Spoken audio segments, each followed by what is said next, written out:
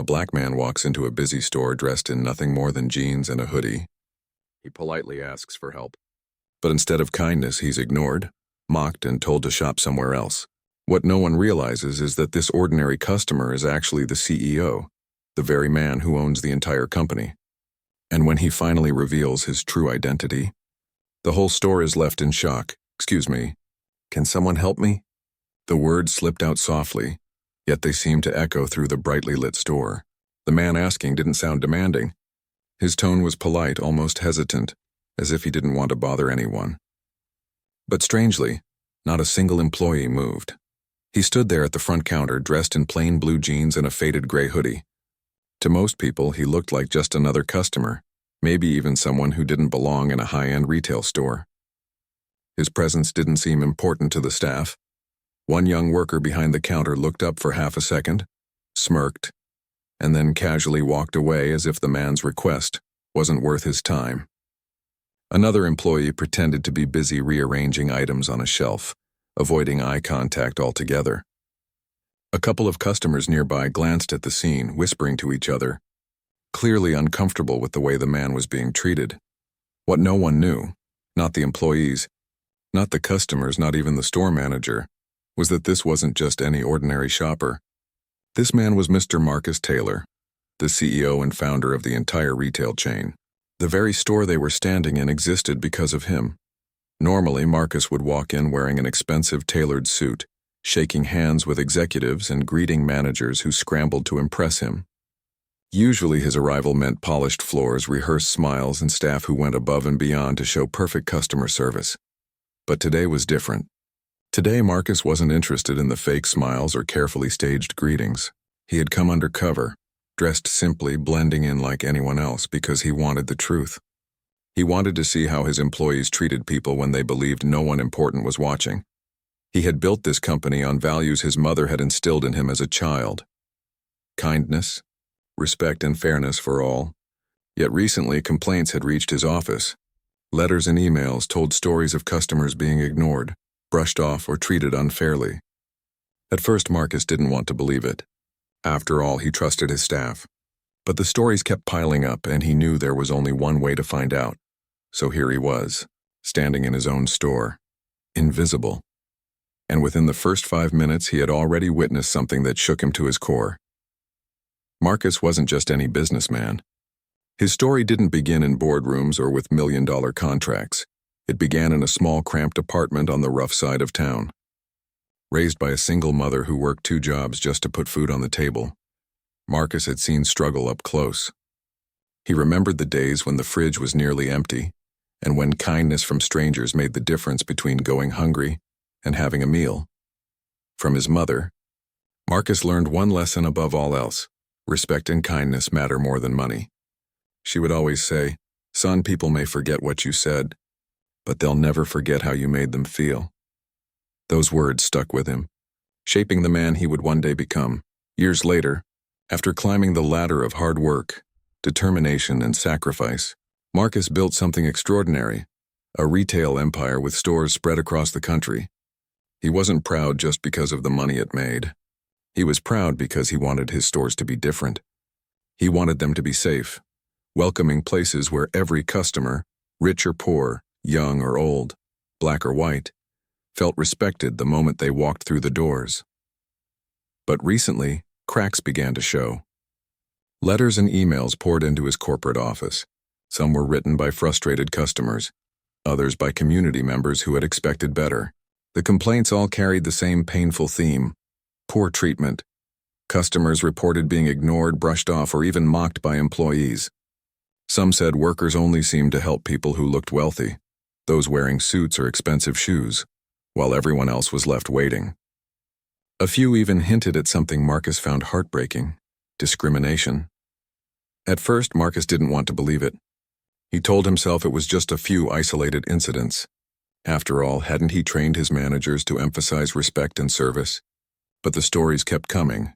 Too many voices, too many patterns to ignore. Each complaint felt like a crack in the foundation of the dream he had built. That's when Marcus made a decision. If he wanted to know the truth, he couldn't rely on polished reports or staged store visits. He had to experience it himself. No suits, no fancy watch, no entourage of assistants following behind. Just Marcus Taylor in plain, simple clothes, blending in like any other shopper. As Marcus moved slowly through the aisles, he tried to blend in with the crowd of shoppers. He picked up a few items, glanced at displays, and finally stopped near a young employee who was stocking shelves. Marcus didn't want to come across as demanding, so he approached with a warm, polite smile. "Excuse me," he said in a respectful tone. "Could you help me find a laptop bag?" The young man barely lifted his head. Without making eye contact, he waved his hand lazily toward the back of the store. "It's somewhere over there," he muttered. Then, without another word, he turned his back and went right back to stacking boxes. Marcus felt a sting of disappointment but decided to give the benefit of the doubt. Maybe the worker was having a bad day. Maybe he was just distracted. Marcus took a breath, steadied himself, and moved on. A few minutes later, he approached the electronics counter. A young woman stood behind it, but she wasn't working. She was scrolling on her phone, completely absorbed in whatever she was reading. Marcus approached kindly once again. "Hi," he said, holding up a package. "Could you tell me which of these chargers works with a MacBook?" This time the reaction was even worse. The employee sighed loudly, making it clear she was annoyed. She rolled her eyes dramatically, finally looking up with a cold expression. "If you can't read the labels," she snapped, "maybe you should shop somewhere else." The words hit Marcus like a slap in the face. Around him, a couple of customers paused, their eyes darting between him and the rude employee. They looked uncomfortable, as if they wanted to intervene, but no one spoke up. The silence made the insult feel even heavier. Marcus kept his composure, but inside he felt a storm of emotions: hurt, anger, disbelief. This wasn't just poor customer service. This was disrespect. And deep down, he couldn't shake the thought: would they be treating me this way if I wasn't a black man dressed in simple clothes? That question lingered in his mind, louder than the employee's insult. He had seen enough. At that moment, Marcus made up his mind. The time for observing quietly was over. The truth had revealed itself, and now it was time for him to reveal who he really was. Marcus walked back toward the front of the store, his steps steady, his face unreadable. The same employees who had brushed him off just minutes earlier hardly noticed him now, still laughing, still scrolling on their phones, still oblivious to the truth. He approached the manager's desk, his voice calm but commanding. "I need you to gather all of your staff," he said. The manager looked confused but did as instructed. Soon the employees stood in a loose circle, curious about what was happening. Some looked annoyed, as if their time was being wasted. None of them had the faintest clue what was about to unfold. Marcus took a slow breath, then pulled back his hoodie. His posture shifted. No longer the quiet, overlooked customer, but a man radiating authority. His eyes scanned the room before he spoke, his words sharp and steady. "My name," he said firmly, "is Marcus Taylor. I'm not just a customer. I'm the CEO of this entire company." The air in the room changed instantly. Silence fell like a heavy curtain. A few employees gasped. Others exchanged nervous glances. The young man who had brushed Marcus off turned pale, and the woman at the electronics counter looked as though her knees might buckle. The manager stuttered, his face drained of color. Sir, I had no idea." Marcus raised a hand, silencing him. "That's the point. You shouldn't have to know who I am to treat me with respect. I came in here today like any other customer, and what I saw has disappointed me deeply." His eyes locked on the woman who had told him to shop somewhere else.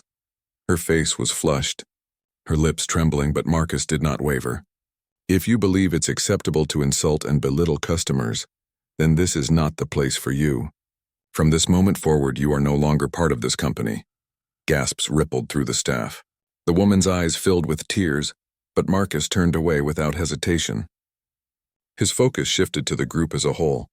"I built this business on values my mother taught me: respect, kindness, fairness. If you cannot live up to those values, you will not last here. Every single person who walks into these doors deserves to be treated like they matter, whether they're wearing a three-piece suit or old sneakers." The employees stood frozen, their expressions a mix of fear, guilt, and shame. Deep down they knew, after today, nothing would ever be the same. Word of Marcus's undercover visit spread like wildfire. It wasn't just the talk of that single store. It rippled through the entire company within days. Employees whispered in break rooms, managers exchanged nervous glances, and even executives in the corporate offices felt the impact. Everyone suddenly realized that the CEO wasn't only watching sales reports and profit charts. He was watching something far deeper: character. In the days that followed, the company saw a dramatic shift. Some employees, embarrassed by their behavior or unwilling to change, quietly resigned. They knew they couldn't continue in an environment where respect and kindness were demanded, not optional. But others, many others, stepped up. They took the lesson to heart. These employees embraced the very values Marcus had always dreamed of seeing in his stores, treating every customer like they mattered. The particular store where the incident happened became ground zero for change. Marcus ordered a complete retraining of the staff. Workshops on customer service and diversity were introduced. Managers were replaced with leaders who believed in accountability and fairness. Slowly, what had been a store of careless attitudes transformed into one of the most respected locations in the chain. Customers noticed the difference immediately, and many even wrote back to Marcus thanking him for taking action. For Marcus, though, the memory of that day never faded. He often thought back to the way those employees had looked at him, dismissive, uninterested, as though his presence didn't matter. He knew that if he hadn't been the CEO, if he had truly just been a regular shopper, he would have walked out feeling small and disrespected. That thought haunted him, so he turned the experience into a story he told often. At company meetings and training sessions, even in interviews, Marcus would remind people of the lesson he had learned firsthand. Success isn't measured by profits alone. True success is measured by how people are treated. The customer you ignore today, Marcus would say, might be the one who changes your future tomorrow. And for the employees who had once laughed, ignored, and turned their backs on him, the memory was permanent. They had learned the hard way that appearances mean nothing. What matters is respect, because in the end, respect costs nothing, but it can mean everything. If you enjoyed this story, make sure to hit that like button and subscribe to the channel for more powerful and inspiring stories. Don't forget to turn on the notification bell so you never miss the next one. Thanks for watching, and I'll see you in the next story.